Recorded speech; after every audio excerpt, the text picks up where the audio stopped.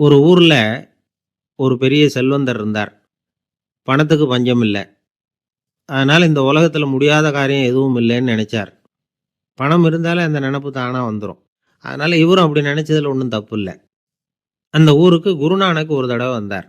அவருக்கு இந்த செல்வந்தர் ரொம்ப பிரமாதமா ஒரு வரவேற்பு குடுத்தார். ஊர் எல்லையிலேயே. எங்க வீட்டுக்கு வந்து விருந்து சாப்பிட்டுட்டு போகணும்னு கேட்டுக்கிட்டார். அவரும் சரின்னு ஒத்துக்கிட்டார். உடனே தன்னுடைய பங்களாவுல ஒரு பெரிய விருந்துக்கு ஏற்பாடு பண்ணார்.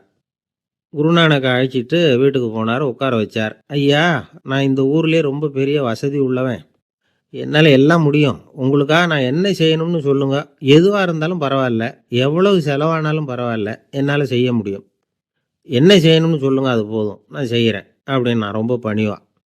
இத கேட்டதும் குருநானக் சிந்திச்சார் கொஞ்ச நேரம். அதுக்கப்புறம் தன்னோட சட்ட பைக்குள்ள கைய விட்டு ஒரு பழைய ஊசி ஒண்ண எடுத்தார்.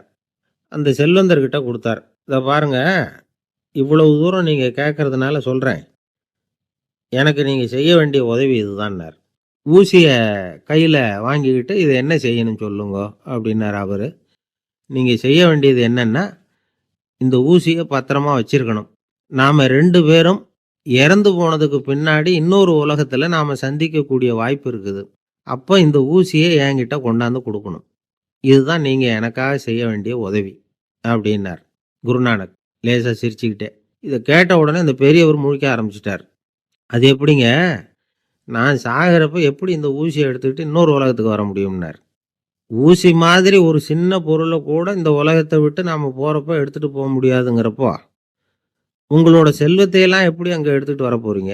அப்படின்னு கேட்டார் குருநானக். அதுக்கப்புறம் தான் அந்த பெரியவர் யோசிக்க ஆரம்பிச்சாராம். குருநானக் சொல்றார், "இத பாருங்க, நாம செய்யற நல்லது கெட்டது தான் கடைசி வரைக்கும் நம்ம கூட இருக்கும். அடுத்தவங்க நல்லா இருக்கணுங்கிறதுக்காக பொருள செலவு செய்யணும். அப்படி செய்யலைன்னா எந்த பிரயோஜனமும் இல்ல" அப்படின்னார். அதுக்கப்புறம் தான் அந்த செல்வந்தரின் அறிவு கண் திறந்து தான். உடனே குருநானக்க வணங்குனார்.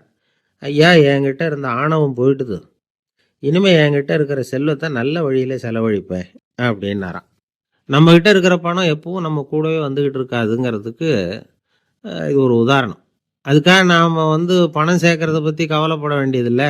பேசாம படுத்து தூங்கிட்டு இருந்தா போதும் அப்படின்னு இதுக்கு அர்த்தம் பண்ணிக்க கூடாது. முறையான வழியில பணம் சேர்க்கணும். அத முறையான வழியில செலவு பண்ணணும். அதனால ஏற்படக்கூடிய மன நிறைவு இருக்கு பாருங்க, அது அனுபவிச்சவங்களுக்கு தான் தெரியும். சொர்க்கத்துக்கு போறவங்க இங்கேருந்து பணத்த எடுத்துட்டு போ முடியாது. ஆனா, நம்ம செல்வத்த இங்க மத்தவங்களுக்கு பயன்பட செய்து, அதனால ஏற்படுற புண்ணியம் இருக்கு பாருங்க, அத எடுத்துட்டு போ முடியுமாம்.